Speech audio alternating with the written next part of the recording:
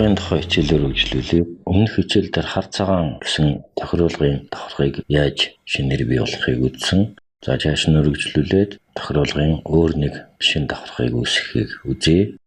За таслын файлаас black and white horse гэсэн Photoshop файлыг нээе. Одоо Ctrl 0-ыг дарангаа зураг харагдцын дүүргэе. За brightness буюу цайруулалтын давхаргыг үүсгэе. За ингэхийн тулд layer гэсэн зэвснээс new adjustment layer гэсэн мөрийг сонгоод эндээс brightness and contrast гэсэн командыг сонгоно. За энэ командыг сонгоход туслах цонх гарч ирж байна. Давхаргын нэрээ Dabran contrast буюу dark contrast гэсэн нэр өгье. За энд brightness буюу цайруулалтын тэр гүгч заалтыг хамгийн бага дээр нь буюу хасах 150 дээр тавиад contrast буюу эрс ялгааг хамгийн их буюу 100 дээр тавья. За ингээд зураг харахад бидний хүсэж байгаа сүүдэр зураг маань бас нэг сайн гарч өгөхгүй байна. Яагаад гэвэл тэр марны тэр хандлага эднэс дээр бол бас гэрэл тоссон харагдаж байна. За тэгвэл use legacy гэсэн идэвхжүүлгийг идэвхжүүлээд за ингээд brightness-та хамгийн бага дээр нь тавиад contrast-ыг хамгийн их дээр нь тавихад сүүдэр зурагтай төстэй зураг гарч ирж байна. Гэвч томруулаад ингээд тэр марны дэлний хэсгийг үзэхээр тийм шавхараатай эртээ төрсөд бий болсон байна.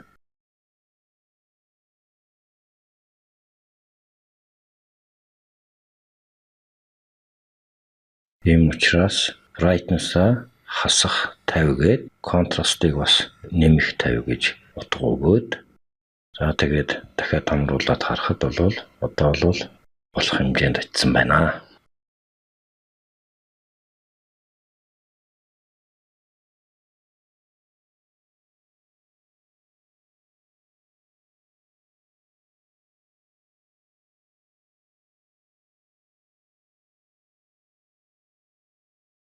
За properties буюу шинж чанарын панел хаагаад за ингээд давхаргынхаа панелыг харахад 3 давхарга үүссэн байна. За энэ 3 давхарга нь болохоор хар цагаан гэсэн нэртэй тохируулгын нэг давхарга, бараан contrast гэсэн нэртэй тохируулгын өөр нэг давхарга, за тэгээд мөр гэсэн нэртэй бас нэг давхарга. Энэ 3 давхарга үүссэн байна. За энэ давхаргуудынхаа байрлалыг харин зөв сонгож тавих хэрэгтэй. Хамгийн дээр нь хар цагаан гэсэн давхаргаа чирч явж байрлуулад дараа нь бараан contrast гэсэн давхаргаа байрлуулна. Хамгийн сүүлд мөр гэсэн давхаргаа байрлуулна. За тэг ингээд шалгаад үзэхэд бол идэвхжүүлгийг аваад үзэхэд бол болж байна. За цааш нь үргэлжлүүлээ. Z товчийг дарангаа мауза дараад байхад зураг маань томорч ирж байна. За энэ сүүдэр зураг болоход бас энэ тэр мөрний тэр хөлний тойрон эднэсийн хэсгийг бол бид нар хараар будах шаардлагатай болж ирж байна. Иймэн тулд brush гэсэн давхаргыг шинээр үүсгэх нь зүйтэй байна. За үүний тулд эхлээд тэр зүүн баганд байгаа brush буюу биер гэсэн хэрэглүүрийг сонгоё. За энэ хэрэглүүрийг сонгоод шууд мөрнийхөө дүрсэн дээр биерээр зурх хэвтэл бол боломжгүй гэсэн мессеж мэдээлэл гарч ирж байна. Тохируулгын давхарга дээр шууд биерээр дүрс зурх боломжгүй байдаг. Иймээс биер зориулж шинээр давхарга үүсгэх шаардлагатай болж ирж байна. Шинэ layer буюу шинэ давхаргыг үүсгэх хэд хэдэн арга байна. За хамгийн эхлээд бол тэр layers гэсэн панелийн доор байгаа тэр зүрийг нь угалцсан саас шиг тийм жижигрүүлсэн зураг дээр нэг тавшилт хийхэд бол шинээр давхарга үүссэн байна. За тэгээд давхаргынхаа нэрийг одоо жишээлбэл brush work юм уу эсвэл биерийн давхарга гэж нэр өглөө. Өөр нэг аргагүй. За өмнө үүсгэсэн биерийн давхарга хогийн сав руу хийх буюу delete хийчихэд за тэр layers панелийн баруун дээд болонд байгаа доош харсан сум дээр тавшилт хийхэд create new layer гэсэн командыг сонгоно. За ингээд энэ команд сонгоод давхаргынхаа нэрийг бас биерийн давхарга гэж нэр өгөөд окей дарлаа. За одоо тэгээд биер хэрэглүүр маань ажиллаж эхэлж байна. Энэ биер хэрэглүүдээр одоо зураг зурхад боломжтой болж ирсэн байна. За маузны сүмний оронд тийм дуурах цаграг байдлын төрс үе болсон маань энэ маань бодож болно гэсэн үг. За баруун дээд ууланд color гэсэн панел байж байна. За энэ хоёр дөрвөлжин нь болохоор эхний дээдлийн дөрвөлжин нь болохоор foreground буюу нарын дуудах өнгийг заасан одоо дөрвөлжин байна.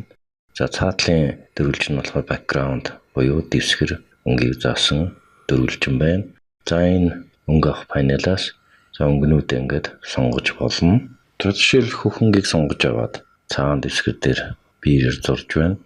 За энд маш бүдэг гарч ирж байна. Яагаад гэвэл тэр хар ба цагаан гэсэн давхаргын биеэр зурж байгаа давхаргын байгаа учраас цаана ингэж бүдэг харагдаж байна. За хар цагаан давхаргынхаа нөгөө харах идэвхжүүлгийг авчихад бол биерний одоо зурж байгаа зураас нь тодорч байна. Зүүнтлийн баганд хэрэглүүрийн хамгийн доотлын хэсэгт хоёр дөрвөлжин байж байна. Нэг дөрвөлжин нь болохоор foreground, цаатлынх нь болохоор background гэсэн дэвсгэр байна.